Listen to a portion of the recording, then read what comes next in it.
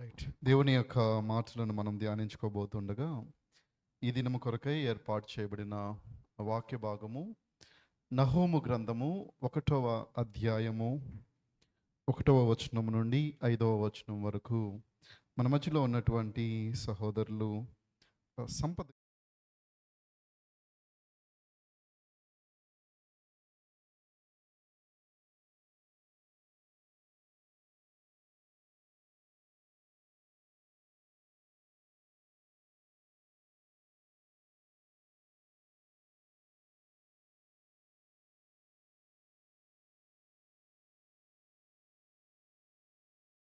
గ్రంథము 1వ అధ్యాయము 1 నుంచి 5 వచనాలు చదువుకుందామండి. నినెవేను గూర్చిన దేవోక్తి. ఎల్కోషు వాడగు నహూమునకు కలిగిన దర్శనమును వివరించు గ్రంథము. యెహోవా రోషము గలవాడై ప్రతీకారము చేయువాడు. యెహోవా ప్రతీకారము చేయును, ఆయన మహోగ్రత గలవాడు. యెహోవా తన శత్రువులకు ప్రతీకారము చేయును, తనకు విరోధులైన వారి మీద కోపముంచుకొనును.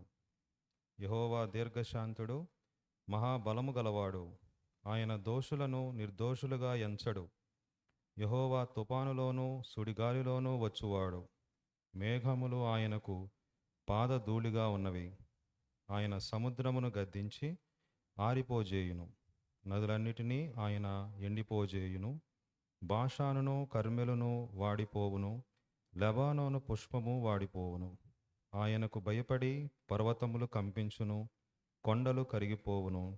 ఆయన ఎదుట భూమి కంపించును, లోకమును అందరి నివాసులందరూ వణుకుదురు. ఆమేన్.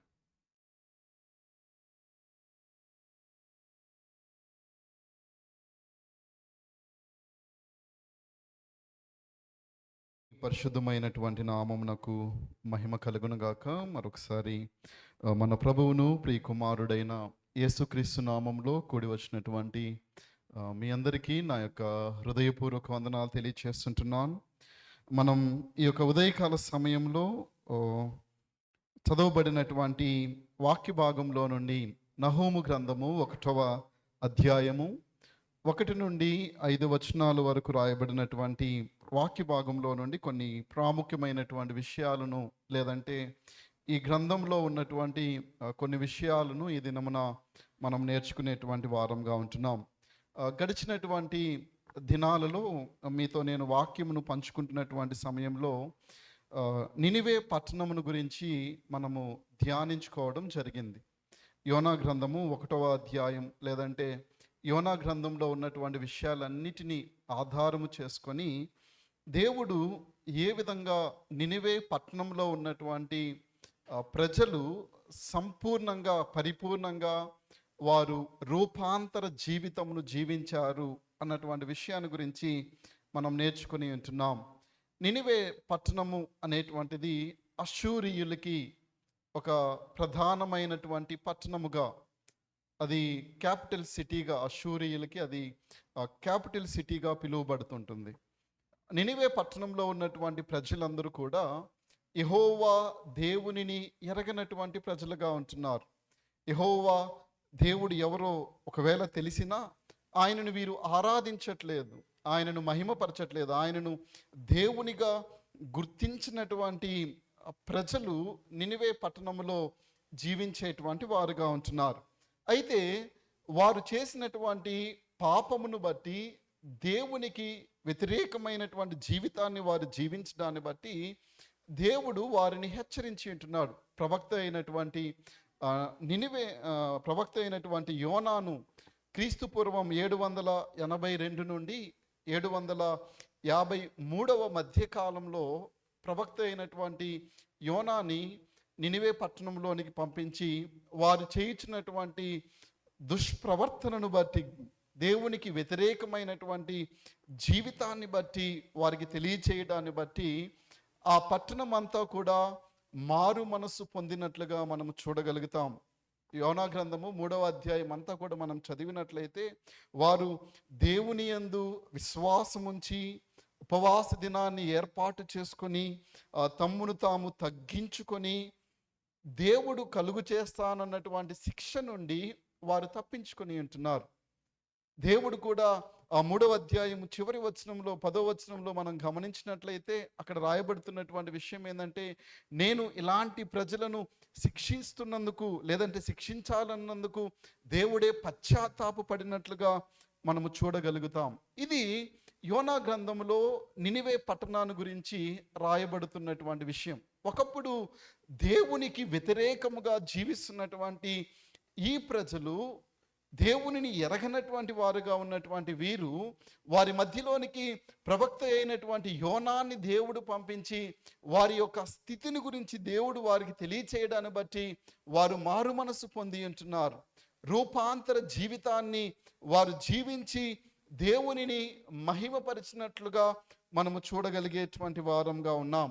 అయితే ఇప్పుడు మనం చదువుకున్నటువంటి వాక్య భాగము నహూము గ్రంథము 1వ అధ్యాయము లేదంటే 1 నుంచి 5 వచనాలలో రాయబడుతున్నటువంటి విషయాలు అయితేనేమి, లేదంటే సంపూర్ణముగా నహూము గ్రంథంలో ఉన్నటువంటి 3 అధ్యాయాలు కూడా నినివే పట్టణాన్ని గురించి తెలియజేయబడుతుంటున్నాయి. అదే మనము చదువుకుని ఉంటున్నాం. నహూము గ్రంథము, ఒకసారి ఆ యొక్క వాక్యంలోనికి మనం వెళ్దాం. నహూము గ్రంథము 1వ అధ్యాయము 1వ వచనంలో మనం గమనించినట్లయితే, నినివేను గూర్చిన దేవోక్తి ఎల్కోషు వాడగు నహూమునకు కలిగిన దర్శనమును వివరించు గ్రంథముగా మనం చూస్తుంటున్నాం.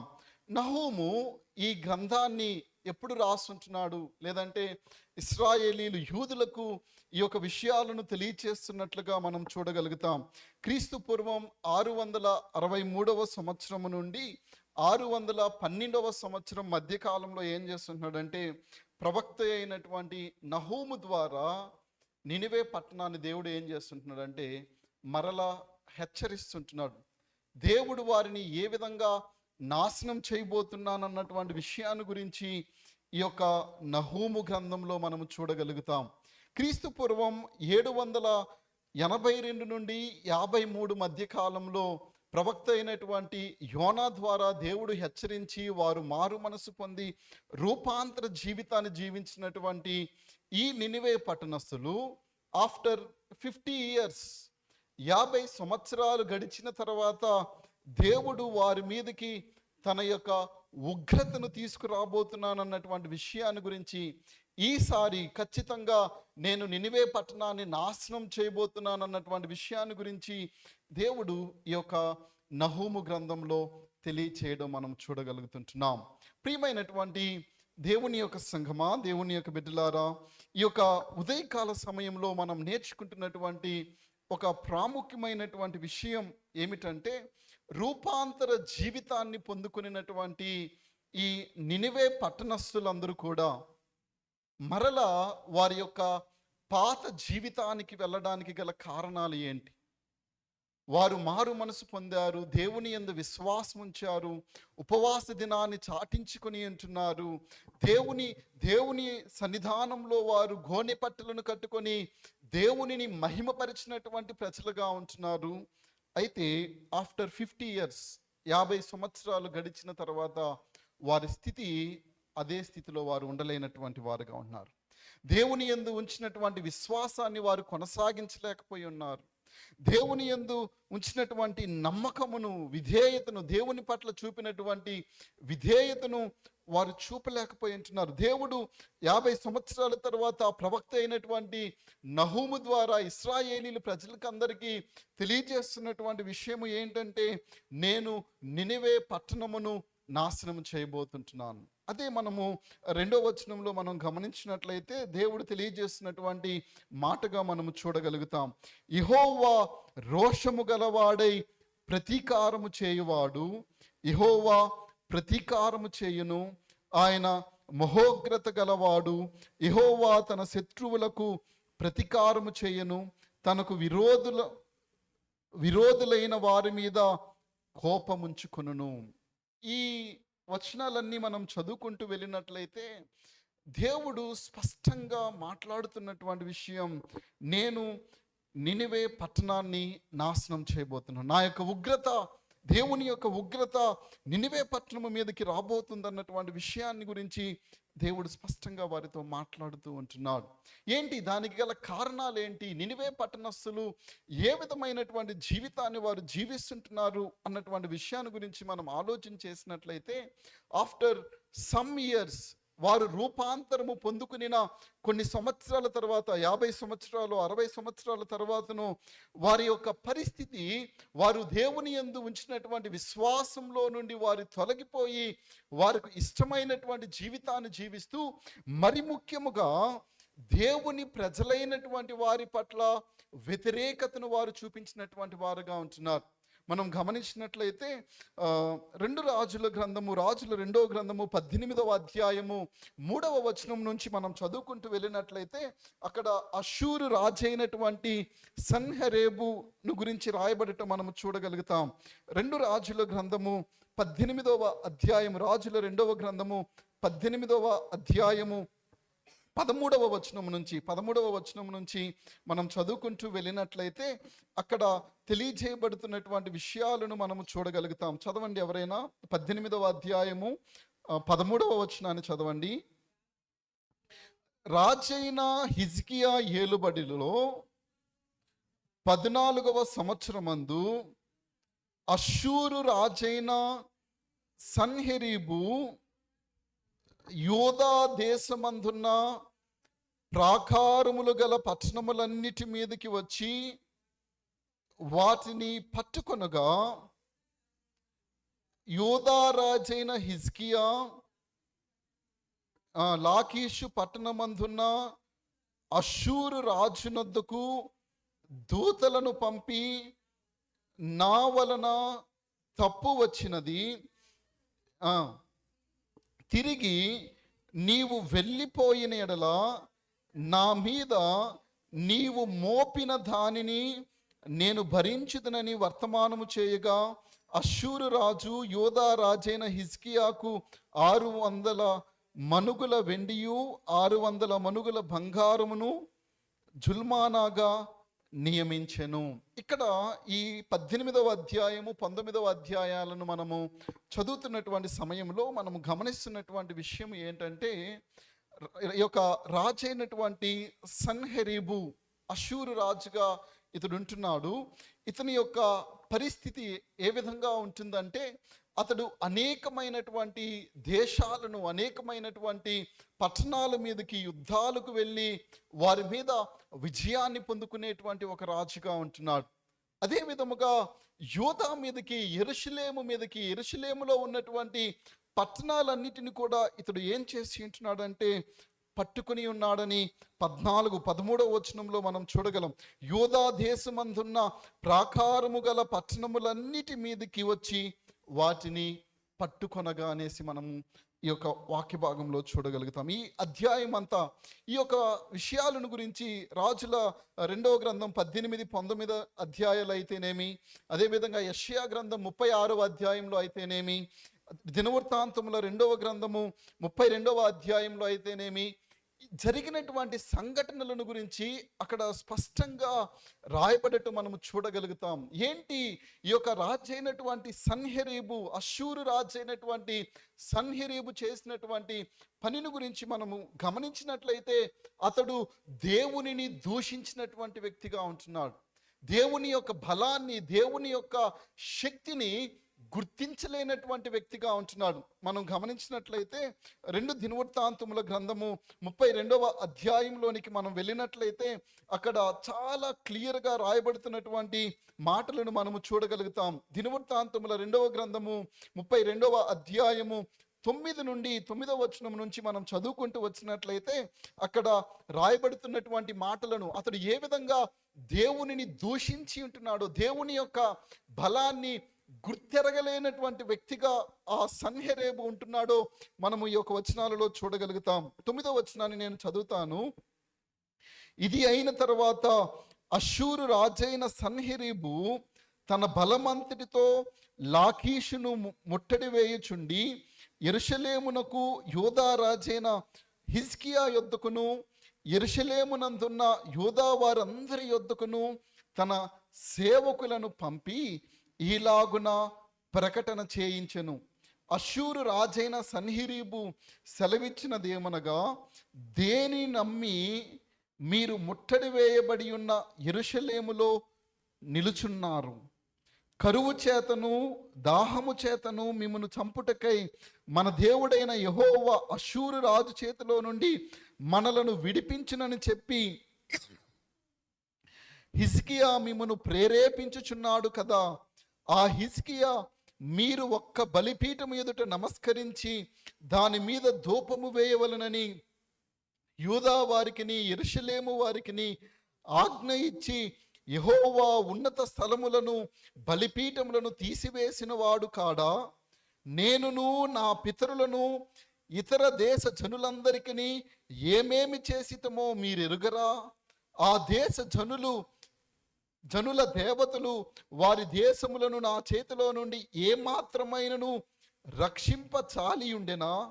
మీ దేవుడు మిమ్మును నా చేతిలో నుండి విడిపింపగలడనుకునుటకు నా పితరులు బొత్తిగా నిర్మూలము చేసిన ఆ దేశస్థులు సకల దేవతలలోను తన జనులను నా చేతిలో నుండి విడిపింపగలిగిన దేవుడు ఒక్కడైనను ఉండెనా? కాబట్టి ఇప్పుడు హిజ్కియా చేత మీరు మోసపోకుడి, మీరు ఇట్టి ప్రేరేపణకు లోబడకుడి, అతని నమ్ముకొనకుడి. ఏ జనుల దేవుడైనను ఏ రాజ్యపు దేవుడైనను తన జనులను నా చేతిలో నుండి కానీ నా పితరుల చేతిలో నుండి కానీ విడిపింపలేకపోగా మీ దేవుడు నా చేతిలో నుండి మిమ్మను మొదలే విడిపింపలేకపోవును కదా అనెను. ఈ వచనాలలో మనం చదువుతూ ఉన్నప్పుడు ఈ యొక్క రాజు అయినటువంటి సన్హెరీబు తన దూతల ద్వారా తెలియజేస్తున్నటువంటి మాట, సన్హెరీబు యొక్క ఆలోచనను, అతని యొక్క హృదయపు స్థితిని మనము తెలుసుకోగలిగేటువంటి వారంగా ఉంటున్నాం. వారి యొక్క పితరుల యొద్ద నుండి ఏ దేశంలో వారిని కూడా రక్షించలేకపోయి ఉంటున్నారు. ఏ దేవుడు కానీ ఏ దేవత కానీ వారి దేశాలను వారు రక్షించుకోలేకపోయి ఉంటున్నారు. కాబట్టి ఇశ్రాయేలీలారా, యూదాలో ఉన్నటువంటి జనులారా, మీ దేవుడైనటువంటి యెహోవా మా చేతిలో నుండి మమ్మలను ఎలా రక్షింపగలడు? మీ దేవుడు మిమ్మలను ఎలాగూ మా చేతిలో నుండి రక్షింపగలడు అనేసి దేవుని యొక్క శక్తిని ఇతడు ఎరగకుండా ఏం చేస్తుంటాడంటే ఇశ్రాయేలీల ప్రజలందరి ఎదుట సవాలులను విసురుతున్నట్లుగా మనము చూడగలిగేటువంటి వారంగా ఉంటున్నాం. ఈ యొక్క మాటలను మనము చదువుకుంటూ వెళ్ళినట్లయితే ఇశ్రాయేలీల ప్రజలని రాజైనటువంటి హిజ్కియాని అంత మాత్రమే కాదు కానీ దేవునిని కూడా హేళన చేసినటువంటి వ్యక్తిగా ఇతని గురించి, అష్షూరు రాజైనటువంటి సన్హెరీబుని గురించి రాయబడటం మనము చూడగలిగేటువంటి వారంగా ఉంటున్నాం. అయితే ఇక్కడ 20వ వచనంలో మనం గమనించినట్లయితే రాజైనటువంటి హిజ్కియా దేవుని యొక్క సన్నిధానంలోనికి వెళ్ళి ప్రార్థన చేసినప్పుడు దేవుడు ఆ క్షణంలో అష్షూరీయుల చేతిలో నుండి ఏ విధంగా విజయాన్ని అనుగ్రహించాడో మనము చూడగలిగేటువంటి వారంగా ఉంటున్నాం. మొట్టమొదటిగా దేవుని యొక్క ఉగ్రత నినివే పట్టణము మీదకి రావడానికి గల కారణం ఏంటంటే వారు దేవునిని దూషించేటువంటి వారుగా ఉంటున్నారు. దేవుని యొక్క బలాన్ని, దేవుని యొక్క శక్తిని ఎరగలేనటువంటి వారుగా ఉంటున్నారు. ఒకప్పుడు దేవుడు వారిని ఏ విధంగా రక్షించాడో అన్నటువంటి విషయాలను వారు మరిచిపోయినటువంటి వారుగా ఉంటున్నారు. దేవుడు వారి మధ్య చేసినటువంటి కార్యాలను వారు జ్ఞాపకం చేసుకోలేనటువంటి వారుగా ఉంటున్నారు. అందును బట్టి ఈ యొక్క రాజు అయినటువంటి సన్హెరీబు చేస్తున్నటువంటి పని ఏంటంటే దేవునిని దూషిస్తూ, దేవునిని హేళన చేస్తూ, దేవుని యొక్క బలాన్ని, దేవుని యొక్క శక్తిని ఇతడు గుర్తించలేనటువంటి వ్యక్తిగా ఉంటున్నాడు. ప్రియమైనటువంటి దేవుని యొక్క బిడ్డలారా, అందును బట్టే దేవుడు ఇశ్రాయేలీల ప్రజలకి తెలియజేస్తున్నటువంటి విషయం ఏంటంటే మీ కుమారులకి నేను చేసినటువంటి కార్యాలను తెలియచేయండి. మనం యెహోషువ గ్రంథము 4వ అధ్యాయము 4 నుండి 6వ వచనం వరకు మనం చదువుకున్నట్లయితే అక్కడ దేవుడైనటువంటి యెహోషువాకి ఇశ్రాయేలీల యొక్క పెద్దలకి తెలియజేస్తున్నటువంటి మాటను మనము చూడగలిగేటువంటి వారంగా ఉంటాం. యెహోషువ గ్రంథము 4వ అధ్యాయము 4వ వచనము నుండి 6వ వచనం వరకు మనము గమనించినట్లయితే అక్కడ రాయబడుతున్నటువంటి విషయాలను మనము చూడగలం. కావున యెహోషువ ఇశ్రాయేలీయులలో సిద్ధపరిచిన 12 మనుషులను, అనగా ప్రతి గోత్రమునకు ఒక్కొక్క మనుషుని పిలిపించి వారితో ఇట్లనెను: యోర్దాను నడుమునున్న మీ దేవుడైన యెహోవా మందసమును ఎదుట దాటిపోయి ఇశ్రాయేలీల గోత్రముల లెక్క చొప్పున ప్రతివాడును ఒక్కొక్క రాతిని తన భుజము మీద పెట్టుకొని తేవలెను. ఇక మీదట మీ కుమారులు ఈ రాళ్ళెందుకని అడుగునప్పుడు మీరు యెహోవా మందసమును ఎదుట యోర్దాను నీళ్లు ఏకరాశిగా ఆపబడెను. అది యోర్దానును దాటుచుండగా యోర్దాను నీళ్లు ఆపబడెను గనుక ఈ రాళ్ళు చిరకాలము వరకు ఇశ్రాయేలీలకు జ్ఞాపకార్థముగా నుండునని వారితో చెప్పవలెను. అది మీకు ఆనవాలై ఉండును. దేవుడు అనేక పర్యాయాలు ఇశ్రాయేలీలు ప్రజలకి తెలియజేసినటువంటి విషయము ఏంటి అంటే, మీ పిల్లలకు దేవుడైనటువంటి నేను చేసినటువంటి కార్యాలను వారికి తెలియచేయండి, జ్ఞాపకార్థ సూచనగా వారి ఎదుట మీరు వీటిని ఉంచండి అనేసి దేవుడు వారికి తెలియచేస్తుంటున్నాడు. అంత మాత్రమే కాదు కానీ ద్వితీయోపదేశ కాండము 6వ అధ్యాయము 6-7 వచనాలలో మనం చదువుకున్నట్లయితే అక్కడ రాయబడుతున్నటువంటి మాటలను మనం చూడగలం. చదవండి ఎవరైనా, ద్వితీయోపదేశ కాండము 6వ అధ్యాయము 6-7 వచనాలు.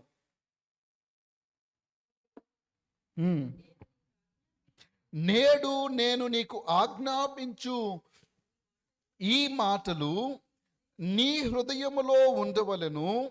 నీవు నీ కుమారులకు వాటిని అభ్యసింపచేసి నీ ఇంట కూర్చుంటున్నప్పుడును, త్రోవను నడుచినప్పుడును, పండుకొనున్నప్పుడును, లేచినప్పుడును వాటిని గూర్చి మాట్లాడవలను.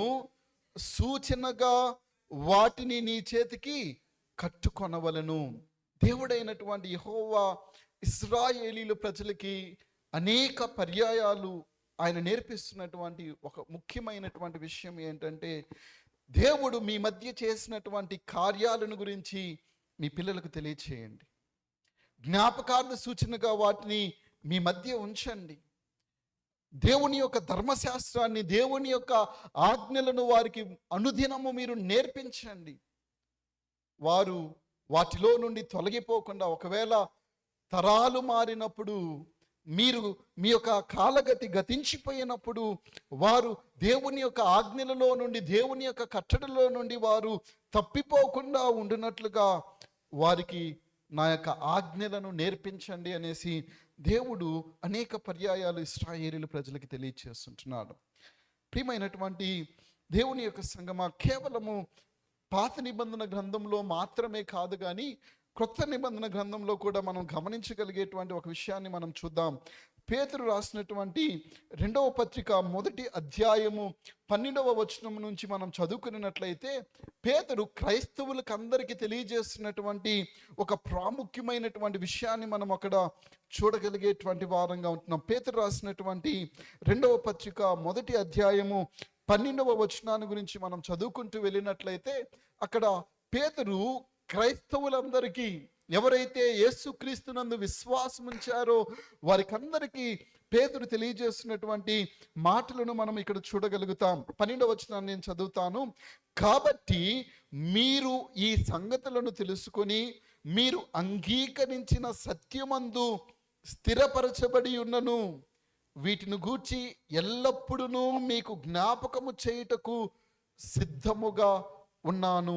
ఏ విషయాల గురించి అని మనం గమనించినట్లయితే పై వచనాలలో రాయబడుతున్నటువంటి మాటలను మనము చూడగలం. 5వ వచనంలో నుండి, ఆ హేతువు చేతనే మీ మట్టుకు మీరు పూర్ణ జాగ్రత్త గలవారై మీ విశ్వాసమునందు సద్గుణమునందు జ్ఞానమును, జ్ఞానమునందు ఆశానిగ్రహమునందు సహనమునందు భక్తిని, భక్తియందు సహోదర ప్రేమను, సహోదర ప్రేమయందు దయను అమర్చుకునిడి.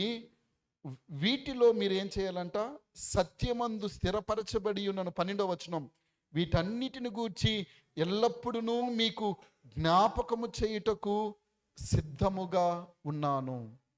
పేతురు క్రైస్తవులైనటువంటి వారికి తెలియజేస్తున్నటువంటి విషయం, మీరు ఎలాంటి జీవితాన్ని జీవించాలి, ఎలాంటి ప్రవర్తనను కలిగి ఉండాలి. సహోదరుల పట్ల క్రైస్తవ జీవితాన్ని కలిగినటువంటి మీరు మీ తోటి పొరుగువారి పట్ల ఏ విధమైనటువంటి ప్రవర్తనను కలిగి ఉండాలి. సహోదర ప్రేమను మీరు ఏ విధంగా కలిగి ఉండాలి. దేవుని యొక్క దయను, దేవుని యొక్క శాశ్వతమైనటువంటి ప్రేమను మీరు ఏ విధంగా కలిగి ఉండాలని తెలియచేస్తూ ఆయన ఏమంటున్నాడంటే, ఈ విషయాలను గురించి మీకు ఎల్లప్పుడూ జ్ఞాపకము చేయటానికి నేను సిద్ధముగా ఉంటున్నాను. అంత మాత్రమే కాదు, కానీ 13వ వచనంలో రాయబడి ఉన్న మాటను మనం గమనించినట్లయితే 13-14 వచనంలో, మరియు మన ప్రభువైన యేసుక్రీస్తు నాకు సూచించిన ప్రకారముగా నా గుడారమును త్వరగా విడిచి పెట్టవలసి వచ్చినను ఎరిగి, నేను ఈ గుడారములో ఉన్నంత కాలము ఈ సంగతులను జ్ఞాపకము చేసి మిమ్మును రేపుట న్యాయమని ఎంచుచున్నాను. ఫస్ట్ థింగ్ పేతురు తెలియజేస్తున్నటువంటి మాట ఏంటంటే, నేను ఎల్లప్పుడూ ఆ విషయాలను గురించి, దేవుని విషయాలను గురించి మీకు జ్ఞాపకం చేయడానికి సిద్ధంగా ఉంటున్నాను. రెండవదిగా ఏమంటున్నాడంటే, ఒకవేళ నేను చనిపోయేటువంటి సమయం ఆసన్నమై ఉన్నది కాబట్టి నేను చనిపోయేంత వరకు కూడా ఈ విషయాలను గురించి నేను మీతో మాట్లాడుతూనే ఉంటాను, మిమ్మలను ప్రోత్సహిస్తూనే ఉంటాను, మిమ్మలను రేపుట న్యాయమని నేను ఎంచుకుంటున్నాను అనేసి అంటున్నాడు.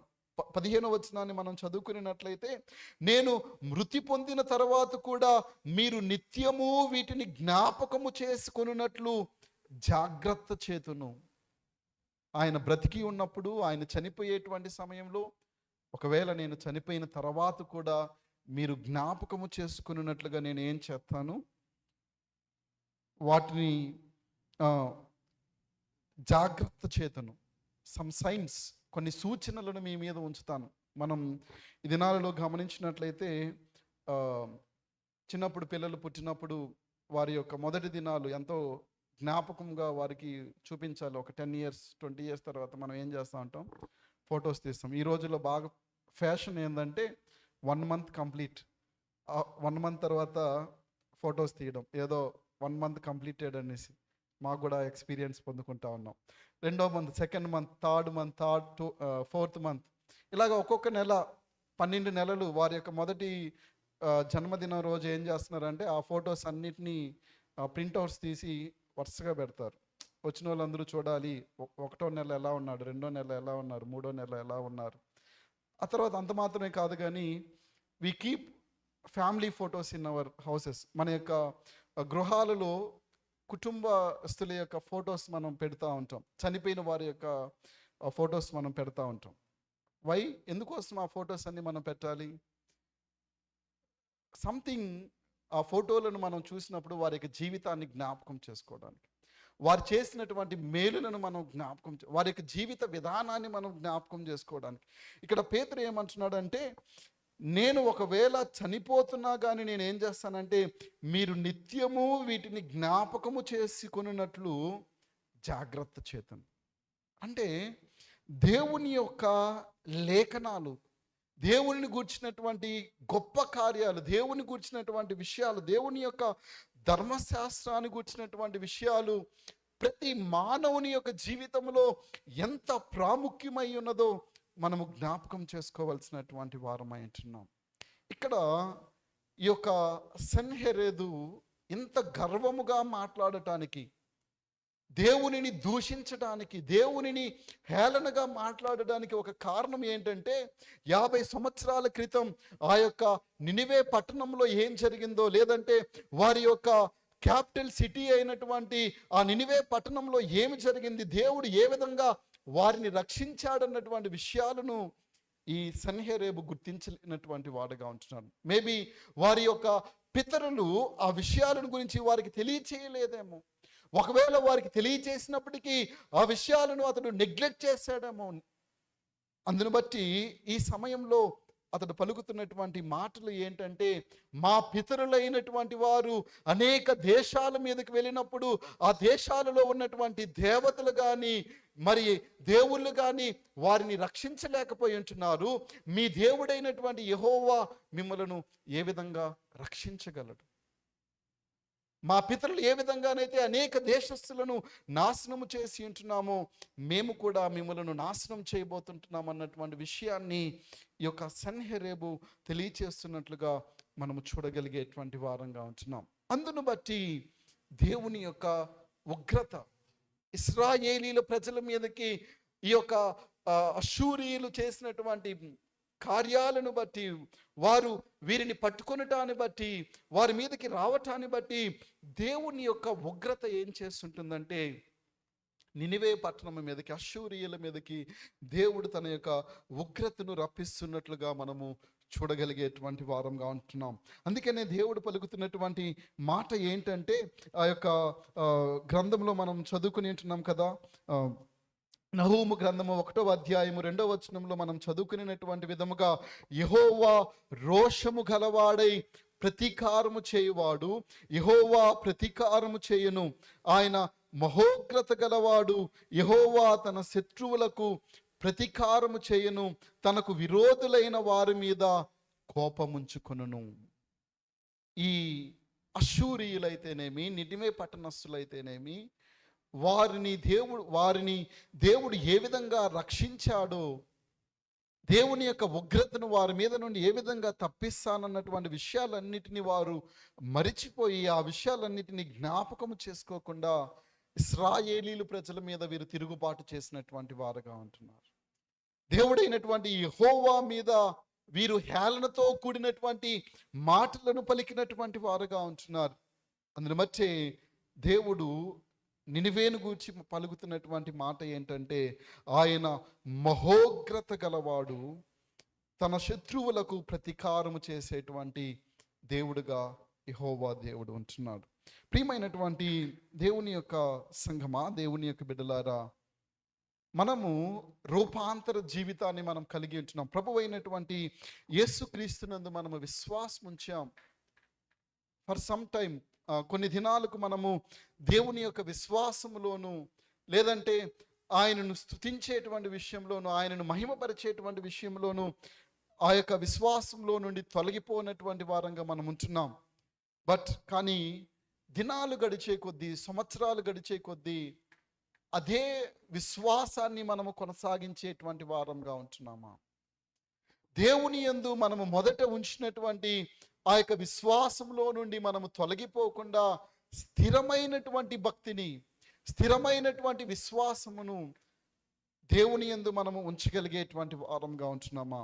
ఈ యొక్క నినివే పట్టణస్థులు దేవుని యందు విశ్వాసం ఉంచి ఉపవాస దినాన్ని చాటించి దేవునిని మహిమపరిచినటువంటి ఈ ప్రజల యొక్క ప్రస్తుతం ఆఫ్టర్ 50 years వారి యొక్క పరిస్థితి ఏంటంటే, దేవుని యొక్క ఉగ్రతను వారి మీద పొందుకోబోయేటువంటి వారుగా ఉంటున్నారు. తీవ్రమైనటువంటి ఉగ్రతను వారు ఎదుర్కొనేటువంటి వారుగా ఉంటున్నారు. వారి యొక్క విశ్వాసంలో నుండి వారు తొలగిపోయి ఉంటున్నారు. దేవుని యొక్క గొప్ప కార్యాలను వారు మరచిపోయినటువంటి వారుగా ఉంటున్నారు. ప్రియమైనటువంటి దేవుని యొక్క సంగమా, దేవుని యొక్క బిడ్డలారా, మనము దేవుడు అనుగ్రహించినటువంటి విశ్వాసంలో నుండి మనము తొలగిపోకుండా మన జీవిత కాలమంతా కూడా ఆయనకు ఇష్టమైనటువంటి జీవితాన్ని మనము జీవించాల్సినటువంటి వారముగా ఉంటున్నాం. రెండవదిగా మనం గమనించినట్లయితే, ఈ యొక్క నినివే పట్టణము మీదకి దేవుని యొక్క ఉగ్రత రావడానికి గల రెండవ కారణాన్ని గురించి మనం ఆలోచన చేసినట్లయితే, ఈ యొక్క మొదటి అధ్యాయము 14వ వచనంలో మనం చదువుకున్నట్లయితే అక్కడ రాయబడుతున్నటువంటి మాటలను మనం చూడగలం. మొదటి అధ్యాయము 14వ వచనంలో మనం గమనించినట్లయితే, నినివే, యెహోవా నిన్ను బట్టి ఆజ్ఞ ఇచ్చినది ఏమనగా, నీ పేరు పెట్టుకునివారు ఇకను పుట్టకయుందురు, నీ దేవతాలయములో చెక్కబడిన విగ్రహమే గాని పోతపోసిన ప్రతిమయే గాని ఒక్కటియూ లేకుండా అన్నిటినీ నాశనము చేతును, నీవు పనికి మాలిన వాడువు గనుక నేను నీకు సమాధి సిద్ధపరచుచున్నాను. రెండవదిగా, ఈ యొక్క నినివే పట్టణస్థులు చేస్తున్నటువంటి పని ఏంటంటే, వారి మరల విగ్రహారాధనను ప్రారంభించినటువంటి వారుగా ఉంటున్నారు. దేవునిని విడిచిపెట్టి, యెహోవా దేవుని వారు విడిచిపెట్టి ఏం చేస్తుంటున్నారంటే విగ్రహారాధన చేసేటువంటి ఒక జనాంగముగా వీరు పిలువబడుతుంటున్నారు. దేవుని యొక్క కార్యాలను మరిచిపోయి దేవుడు చేసినటువంటి మేలులన్నిటిని వారు విడిచిపెట్టి విగ్రహారాధన వైపు మరలినట్లుగా మనం చూడగలుగుతాం. దేవుడు రెండవదిగా లేదంటే అసహించుకునేటువంటి ఒక ప్రాముఖ్యమైనటువంటి విషయాన్ని గురించి మనం గమనించినట్లయితే విగ్రహారాధనను దేవుడు అసహించుకుంటున్నాడు. నిర్గమకాండము 20వ అధ్యాయమును మనం చదివినప్పుడు దేవుడు ఇచ్చినటువంటి 10 ఆజ్ఞలను మనం అక్కడ చూడగలుగుతాం. 2వ వచనం నుంచి మనం చదువుకుంటూ వెళ్ళినట్లయితే అక్కడ దేవుడు తెలియజేసినటువంటి 10 ఆజ్ఞలు రాయబడటం మనం చూడగలం. అందులో మొట్టమొదటి ఆజ్ఞ, దేవుడు తెలియజేస్తున్నటువంటి మొట్టమొదటి ఆజ్ఞ ఏంటంటే, నేను తప్ప వేరొక దేవుడు మీకు ఉండకూడదు. రెండవ ఆజ్ఞ, పైన ఆకాశం అందే కానీ క్రింద భూమి అందే కానీ భూమి క్రింద నీలి అందే కానీ ఉండు దేని రూపమునైనను విగ్రహమునైనను నీవు చేసుకొనకూడదు, వాటికి సాగిలపడకూడదు, వాటిని పూజింపకూడదు. దేవుడు తన యందు విశ్వాసం ఉంచినటువంటి వారికి దేవుడు తెలియజేస్తున్నటువంటి ఒక ప్రాముఖ్యమైనటువంటి ఆజ్ఞగా మనం చూస్తుంటున్నాం. ఆయన తప్ప వేరొక దేవునిని మనము పూజించకూడదు. ఆయనను తప్ప వేరొక దేవునిని మనము ఆరాధించకూడదు. ఆయనను తప్ప వేరొక దేవునిని మనము మహిమపరిచేటువంటి వారముగా ఉండకూడదు. అయితే ఈ యొక్క నినివే పట్టణస్థుల యొక్క పరిస్థితి ఎలా మార్చబడింది అంటే, దేవుని యందు విశ్వాసం ఉంచినటువంటి వీరు, దేవునిని మహిమపరిచినటువంటి ఈ ప్రజలు మరలా విగ్రహారాధన చేయటం ప్రారంభించి ఉంటున్నారు. విపరీతమైనటువంటి విగ్రహారాధనలోనికి వీరు వెళ్ళిపోయినట్లుగా మనము చూడగలిగేటువంటి వారంగా ఉంటున్నాం. అందును బట్టే దేవుడు వారిని ఆయన యొక్క ఉగ్రతను వారి మీదకి రప్పిస్తాననేసి దేవుడు తెలియచేస్తున్నట్లుగా మనము చూడగలిగేటువంటి వారంగా ఉంటాం. కేవలం నిర్గమకాండం 20వ అధ్యాయంలో మాత్రమే కాదు కానీ ఇశ్రాయేలీలు ప్రజలు అనేక పర్యాయాలు బానిసత్వంలోనికి వెళ్ళిపోయి విగ్రహారాధనను వారు చేసినటువంటి వారుగా ఉంటున్నారు. విగ్రహారాధనను వారు చేసి దేవుని యొక్క శిక్షను వారి మీదకి రప్పించుకునేటట్లుగా మనము చూడగలిగేటువంటి వారంగా ఉంటాం. ప్రియ దేవుని యొక్క సంఘమా, దేవుని యొక్క బిడ్డలారా, దేవుడు తెలియజేస్తున్నటువంటి రెండవ ప్రాముఖ్యమైనటువంటి విషయం ఏంటంటే, మనము విగ్రహారాధనను విడిచిపెట్టాల్సినటువంటి వారంగా ఉంటున్నాం. చాలాసార్లు మనం ఆలోచన చేసేటువంటి విషయం ఏంటంటే, నేను అసలు విగ్రహారాధన చేయట్లేదు, దేవాలయాలలోనికి వెళ్ళట్లేదు, వారు పూజించి ఇచ్చేటువంటి ఆహారం నేను భుజించట్లేదు, నేను ఎలా విగ్రహారాధన చేస్తున్నాననేసి మనం అనుకోవచ్చు. కానీ దేవుని కంటే ఎక్కువగా దేనికైనా ప్రాముఖ్యతను మనం ఇచ్చినట్లయితే, విచ్ మీన్స్ దాని అర్థం ఏంటంటే మనము విగ్రహారాధన చేసేటువంటి వారంగా ఉంటాం. దేవుని కంటే ఎక్కువగా మనం దేనినైనా ప్రేమించినట్లయితే, దేని మీదనైనా మనం ఆశ కలిగి ఉన్నట్లయితే దాని అర్థం ఏంటంటే మనం విగ్రహారాధికులముగా పిలువబడుతుంటున్నాం. ఎనీథింగ్ ఈ దినాలలో మనం గమనించినట్లయితే ప్రతి ఒక్కరూ మొబైల్ లేకుండా బ్రతకలేనటువంటి దినాలలో మనం ఉంటున్నాం. లేదంటే ఆస్తుల కోసం, ధనము కోసం మనము ప్రయాసపడేటువంటి వారంగా ఉంటున్నాం. ఇలాగన దేవుని కంటే కూడా ఎక్కువగా దేనికైతే మనము ప్రాముఖ్యతని ఇస్తామో దాని అర్థము ఏంటి అంటే, మనము విగ్రహారాధన, వాటికి ప్రాముఖ్యతని ఇవ్వడాన్ని బట్టి దేవుడు మనల్ని చూచి దుఃఖించేటువంటి వాడుగా ఉంటున్నాడు. దేవుడు మనలను చూచి బాధపడేటువంటి వాడుగా ఉంటున్నాడు. ప్రియమైనటువంటి దేవుని యొక్క సంగమా, దేవుని యొక్క బిడ్డలారా, నినివే పట్టణం యొక్క నాశనానికి గల రెండవ ప్రాముఖ్యమైనటువంటి కారణం ఏంటంటే, వారు దేవతలను వారు పూజిస్తూ ఆరాధిస్తూ వాటికి సాగిలపడేటువంటి విధానాన్ని బట్టి దేవుని యొక్క ఉగ్రత వారి మీదకి రావటం మనం చూడగలుగుతాం. మూడవదిగా మనం గమనించినట్లయితే 3వ అధ్యాయము మొదటి 2 వచనాలలో మనం చదువుకున్నట్లయితే అక్కడ తెలియజేయబడుతున్నటువంటి విషయాలు, నరహత్య చేసిన పట్టణమా, నీకు శ్రమ, అది ఎడతెగక ఎరపట్టుకొనుచు మోసముతోనూ బలత్కారముతోనూ నిండి ఉన్నది. మూడవదిగా ఈ యొక్క నినివే పట్టణస్థుల యొక్క పరిస్థితి ఎలాగూ మార్చబడి ఉన్నది అంటే, వారు గర్వించేటువంటి మనస్సును కలిగి ఉంటున్నారంట.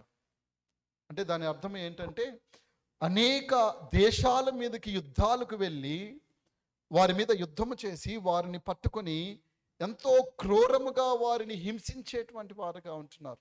వారి యొక్క క్రూరత్వాన్ని గురించి ఇక్కడ మాట్లాడుతూ 2వ వచనంలో రాయబడి ఉన్నది, సారథి యొక్క చబుకు ధ్వనియు, చక్రముల ధ్వనియు, గుర్రముల త్రొక్కుడు ధ్వనియు, వడిగా పరిగెత్తు రథముల ధ్వనియు వినబడుచున్నవి. రౌతులు వడిగా పరిగెత్తుచున్నారు, ఖడ్గములు తలతలలాడుచున్నవి, ఈటెలు మెరయుచున్నవి, చాలామంది హతమవుచున్నారు, చచ్చిన వారు కుప్పలు కుప్పలుగా పడి ఉన్నారు.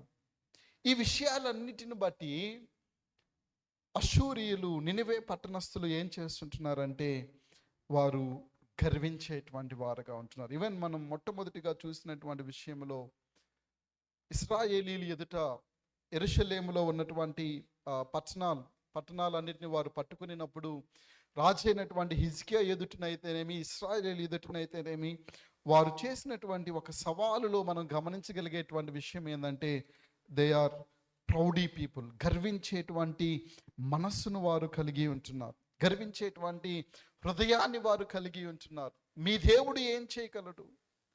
మాకున్నటువంటి బలాన్ని బట్టి, మాకున్నటువంటి శక్తిని బట్టి, మాకున్నటువంటి రథాలను బట్టి మీ దేవుడు మమ్మల్ని ఏం చేయగలడు అన్నటువంటి గర్వపు స్థితిని వీరు కనపరిచేటువంటి వారుగా ఉంటున్నారు. ఇందును బట్టి దేవుడు వారిని ఏం చేస్తుంటున్నాడంటే ఆయన యొక్క ఉగ్రతను వారి మీద కుమ్మరిస్తున్నట్లుగా మనం చూడగలిగేటువంటి వారంగా ఉంటున్నాం. ప్రియమైనటువంటి దేవుని యొక్క సంగమా, దేవుని యొక్క బిడ్డలారా, 3 ప్రాముఖ్యమైనటువంటి విషయాలు ఈ దినాన మనం నేర్చుకుని ఉంటున్నాం. నినివే పట్టణస్థులు ఒకప్పుడు మారు మనసు పొంది పశ్చాత్తాపపడి దేవునికి ఇష్టమైనటువంటి జీవితాన్ని జీవించినటువంటి వీరు 3 కార్యాలను బట్టి దేవుని యొక్క ఉగ్రతను వారి మీదకి రప్పించుకుని ఉంటున్నారు. అందులో నంబర్ 1, దేవుని యొక్క గొప్ప కార్యాలను వారు మరిచిపోయి దేవునిని హేళన చేసినటువంటి వారుగా ఉంటున్నారు. రెండవదిగా వారి యొక్క పాత స్థితిలోనికి, మునుపటి స్థితిలోనికి వారు వెళ్ళిపోయి ఉంటున్నారు. మరలా విగ్రహారాధన చేసేటువంటి వారుగా ఉంటున్నారు, విగ్రహారాధనకు ప్రాముఖ్యతనిచ్చేటువంటి వారుగా ఉంటున్నారు. వారి యొక్క పాత జీవితాన్ని మరలా వారు మొదలెట్టినటువంటి వారుగా నుండి 612వ మధ్యకాలంలో ప్రవక్త అయినటువంటి నహూము ద్వారా దేవుడి యొక్క విషయాలన్నిటినీ ఇశ్రాయేలీలకు తెలియజేసి 612వ సంవత్సరంలో ఏం చేశాడంటే ఐగుప్తీయుల ద్వారా అష్షూరీయుల యొక్క సైన్యానంతటిని సంపూర్ణంగా నాశనం చేయడం మనము చూడగలిగేటువంటి వారంగా ఉంటాం. అటు తర్వాత మరలా దేవుని ప్రజలైనటువంటి యోధా వారు కూడా దేవుని యొక్క మాటను వినకపోవడాన్ని బట్టి ఈ యొక్క బబులోను ద్వారా 580వ సంవత్సరంలో వారి మీదకు కూడా బబులోనీయులు యుద్ధం చేసి యెరూషలేమునంతటిని పట్టుకొని వెళ్ళడం మనం చూడగలుగుతాం. ప్రియమైనటువంటి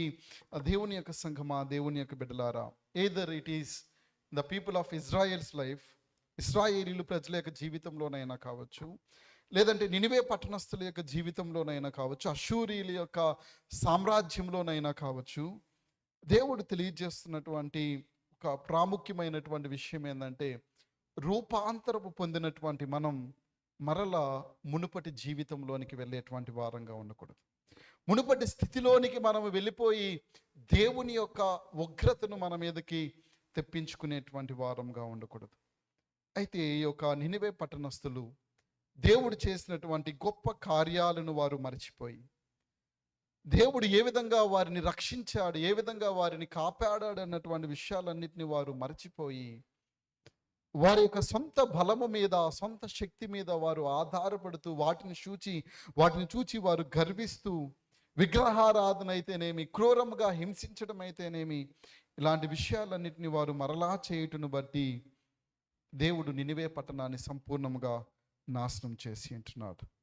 ప్రియమైనటువంటి దేవుని యొక్క సంగమా, దేవుని యొక్క బిడ్డలారా, మన జీవితాలను మనము పరిశీలించుకుందాం, పరీక్షించుకుందాం. దేవుని యందు విశ్వాసం ఉంచినటువంటి మనం ఆ యొక్క విశ్వాసాన్ని మనము కొనసాగించేటువంటి వారంగా ఉంటున్నామా? దేవుని యొక్క దృష్టిలో నమ్మకముగాను యథార్థముగాను మనము జీవించేటువంటి వారంగా ఉంటున్నామా? మన యొక్క జీవితాలను మనము పరిశీలించుకోవాలి, పరీక్షించుకోవాలి.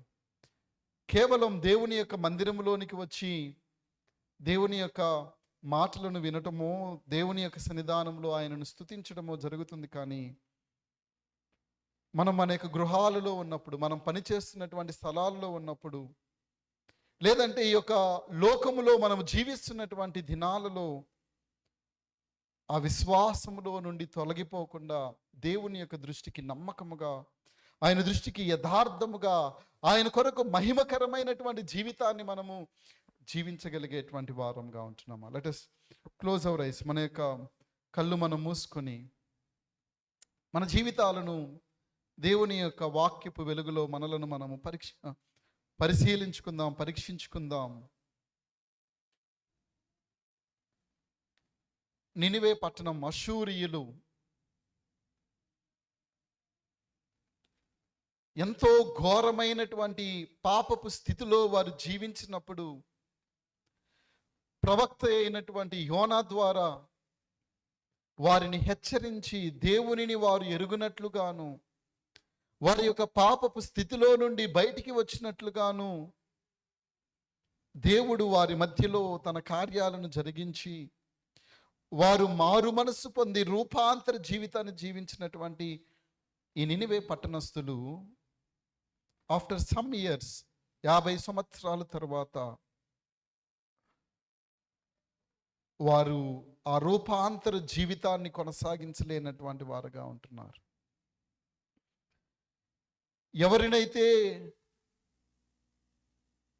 వారు ఎవరి యందైతే వారు విశ్వాసం ఉంచారో, నమ్మకం ఉంచారో, ఆ దేవునిని మహిమపరిచారో, ఘనపరిచారో, ఆ దేవునిని వారు దూషించినటువంటి వారుగాను, ఆ దేవునిని వారు హేళన చేసినటువంటి వారుగాను, ఆ దేవునిని వారు పక్కన పెట్టి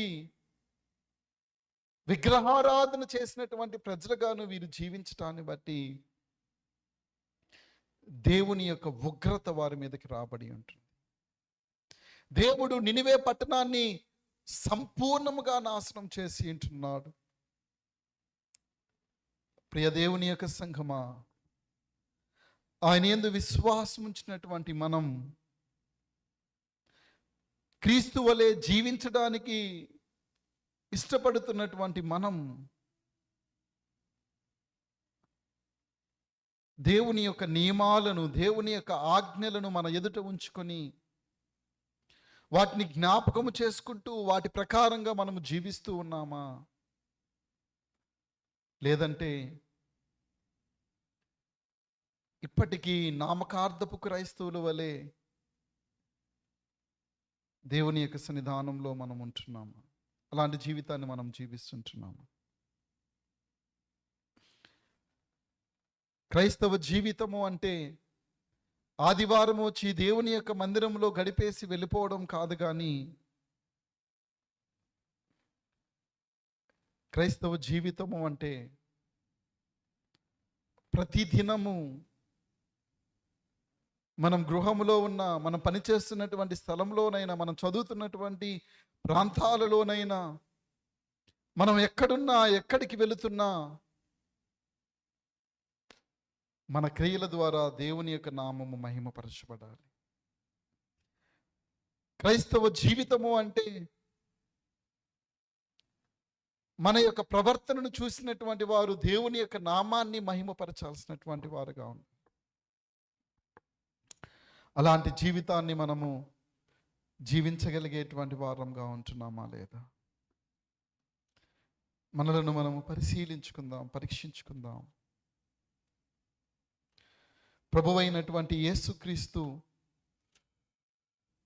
తెలియజేస్తున్నటువంటి ఒక మాట, మనుష్యులు మీ సత్క్రియలను చూచి పరలోకమందున్న మీ తండ్రిని మహిమపరచునట్లు వారి ఎదుట మీ వెలుగును ప్రకాశింపనీయుడి.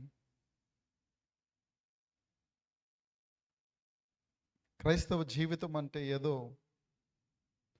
2 hours 2 గంటల సమయం దేవుని మందిరంలో గడిపి వెళ్ళిపోవడం కాదు. కానీ నిరంతరము మనము చనిపోయేంత వరకు ఆయనకు ఇష్టమైనటువంటి జీవితాన్ని జీవించడమే దేవుడు మనందరి ఎదుటి నుంచి ఆశిస్తున్నటువంటి విషయం. క్రీస్తు యొక్క వెలుగును మనం ఇతరుల ఎదుట ప్రకాశింపచేసేటువంటి వారంగా ఉందాం.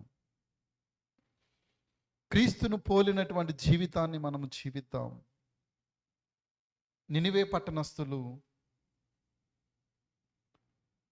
దేవునిని ఎరిగిన తర్వాత దేవునిలో నుండి వారు తొలగిపోయారు. దేవునిని ఆరాధించడం వారు విడిచిపెట్టారు. తమ సొంత జ్ఞానము మీద, తమ సొంత బలము మీద, తమ సొంత శక్తి మీద వారు ఆధారపడి దేవుని ఉగ్రతను వారి మీదకి రప్పించుకుని ఉన్నారు.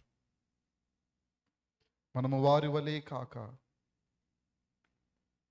దేవునిని మనం కీర్తిద్దాం. ఎల్లప్పుడూ ఆయనను మహిమపరిచేటువంటి జీవితాన్ని మనం జీవిద్దాం.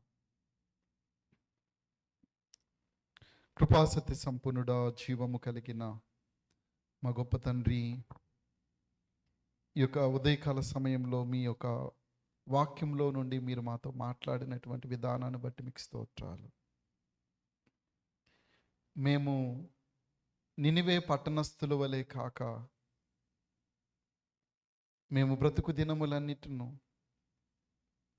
మా తరతరములకు నిన్ను గూర్చి మేము తెలియచేసి, మా పిల్లల పిల్లలు మీలో వర్ధిల్లగలిగేటువంటి జీవితాన్ని వారు కలిగి ఉండటానికి మీరు మాకు సహాయం చేయండి తండ్రి. అటు విశ్వాసాన్ని మీరు మాకు అనుగ్రహించండి. మీ యొక్క గొప్ప కార్యాలను మా పిల్లలకు మేము నేర్పించేటువంటి వారముగాను, వారిని మీలో పెంచేటువంటి వారముగాను ఉండటానికి మీరు మాకు సహాయం చేయండి. మమ్మలను బలపరచండి దేవా. దేవా, మిమ్మలను కొనియాడుటకు, మిమ్మలను ఆరాధించుటకు, మిమ్మలను స్తుతించుటకు మా జీవితాలలో ఏవైతే విగ్రహము వలె అడ్డుగా ఉంటున్నాయో వాటిని అన్నిటినీ మీరు తొలగించండి తండ్రి. మాలో ఉన్నటువంటి ప్రతి బలహీనతలను మేము జయించడానికి మీరు మాకు శక్తిని దయచేయండి ప్రభువా. దేవా, మాకున్నటువంటి ధనాన్ని బట్టి, మాకున్నటువంటి జ్ఞానాన్ని బట్టి, మాకున్నటువంటి స్థితిగతులను బట్టి మేము గర్వించకుండా విధేయతను మేము చూపించేటువంటి వారంగా ఉండటకు సహాయం చేయండి దేవా. ప్రతి బిడ్డని మీరు బలపరచండి, మీరు మహిమ పొందుకోండి దేవా. మా జీవితాల ద్వారా కేవలము మీరు మాత్రమే మహిమ, ఘనత, ప్రభావాలు పొందుకోమని యేసుక్రీస్తు